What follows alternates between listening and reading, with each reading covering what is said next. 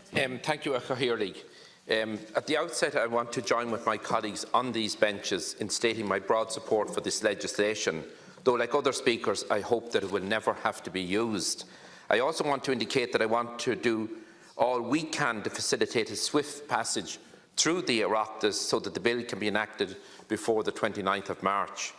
While no one likes or is pleased by the circumstances that require us to pass this bill, the political brinkmanship and game playing by the Government and Parliament of our neighbouring island means that it is vitally important that this legislation is in place.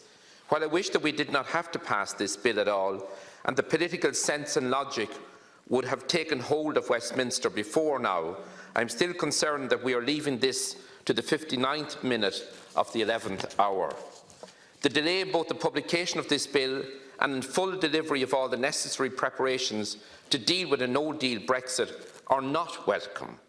Neither is the continuing and ongoing uncertainty about what happens at the border in 30 days' time if the British government and political establishment drive over the edge of the cliff and go for a no-deal, hard crash out of Europe. As a border TD representing Cavan and Monaghan, I am still awaiting a proper answer from government to the question: what happens at the border on the 29th of March if there is no deal?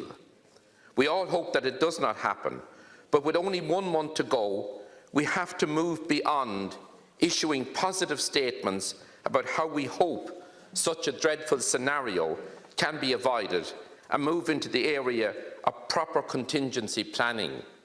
Indeed, the absence of a clear answer and clear preparations in this legislation to the question of what happens at the border after 29th March is being cited erroneously by arch-Brexiteers as evidence that Brexit has no ramifications for the border or for the Good Friday Agreement. Earlier today, on the BBC Politics Live programme, the Labour Leave supporting MEP Kate Hoey stated, and I quote, "We know that the Belfast Agreement is so irrelevant. Even last week they, the Irish government, produced their plan for a WTO arrangement, what they would do as an Irish government, and they made no mention of a border. So if we don't need a border, a hard border when we are leaving on WTO rules, we certainly don't need it when we get a proper deal," unquote. Any of us in this House, and there are a few of us, including Minister McHugh, Deputy O'Callaghan and myself, would have been with MP Hoey on different British-Irish parliamentary bodies over the years, and we know how out of touch and ill-informed Ms Hoey is when it comes to the realities of life on this island, and indeed to the importance of the Good Friday Agreement. And she might remember that that was an agreement that was endorsed by the electorate north and south in referenda in May 1998. She propagates what I would most politely call a very jaundiced view of politics here, and displays a dangerous arrogance about the real and tangible benefits of the Good Friday Agreement. However, I am still concerned that the reluctance of this government to directly address what happens at the border in the event of a no-deal Brexit is being used against us and against our interests in Britain.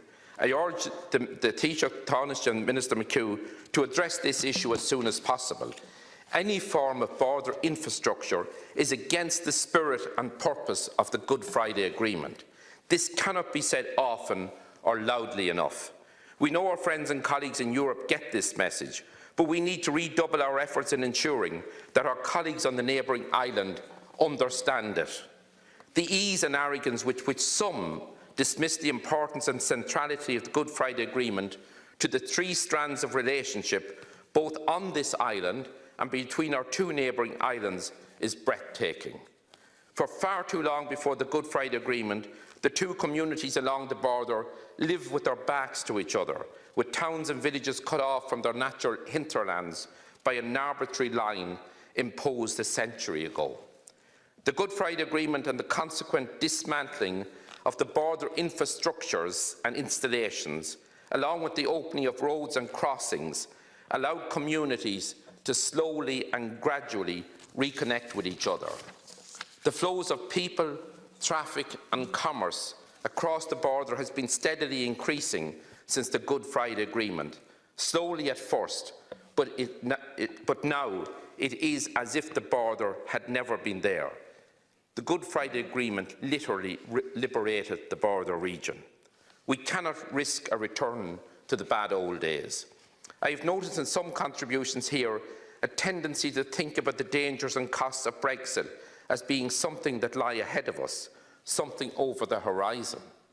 As a TD for two border counties, I can assure members that the costs of Brexit are already being felt, and felt hard along the border. The local agri-food sector, mushroom, beef and pigmeat industries are already feeling the impact of Brexit through the uncertainty it has created for future investment. Even the withdrawal agreement, if passed, as already outlined, would have impacts for the local agri-food sector, but a no-deal Brexit would completely devastate it, not just on this side of the border, but on both sides of the border, because thankfully today, again since 1998 in the signing of the Good Friday Agreement, our agri-food sector has become so interdependent north and south. And thankfully today we have enterprises that are all Ireland businesses that prior to 1998 were solely sited either north or south. But thankfully today, many of those major processing companies have very major presence both north and south, which is to be welcomed.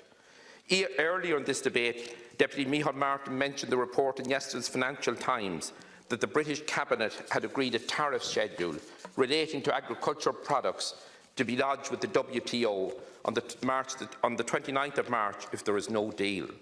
Such a move would decimate the sector across the island and wipe out huge swathes of the agri-food sector in Cavan, Monaghan and the North West. I just noticed that Minister Creed in his contribution earlier mentioned that you cannot introduce particular measures to assist the agri-food sector until you know what deal emerges or if no deal emerges. Appreciate that. But a message needs to go out, particularly if there's going to be severe market disturbances for the agri-food sector, that there's supports put in place right away. Let us remember that when there were very severe market disturbances in the past for the agri-food sector through major disease incidences, foot and mouth, BSE and the pork dioxin issue, the Fianna Fáil governments at that time immediately put in place major financial supports to underpin the sectors and make sure they got through those very turbulent times, and each sector did.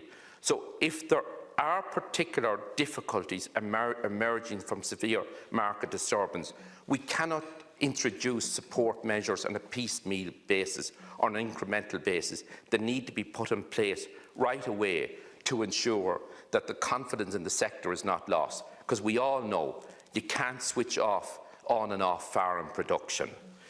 I know that government departments and agencies are attempting to reassure us that they will be up and ready when and if the effects of a no-deal Brexit strike, but these reassurances become less convincing as the clock ticks down. Our agri-food sector is particularly exposed to a no-deal Brexit, and whilst we welcome efforts to diversify into new markets, this can take years to be successful and to achieve quantity. We need assurances that the supports and protections will be in place immediately to deal with any fallout. In the short term, what will be done to assist this sector? That's the question that the government needs to answer. I'd also like to know what is planned in terms of the impact of Brexit on the beef sector.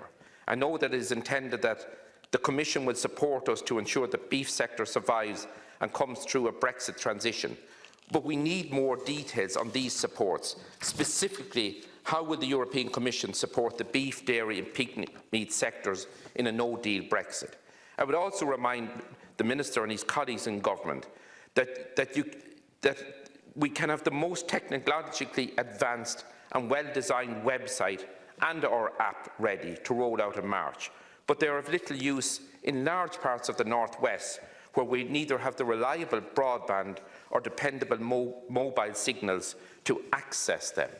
I accept that much is already in place and that officials have worked extremely hard to prepare legislation and to put in place other supports as well, and that some additional staff are being assigned to deal with the queries from businesses and the public. But I also know that local businesses are telling me that they feel the preparations are not sufficient with barely 1 month to go. Minister, I appealed to the Minister for Public Expenditure and Reform and to the Minister for Transport here for the past 2 years in the context of infrastructure, and made the point several times here at oral questions that everything is not within the competence of the government to address, to deal with the fallout from Brexit.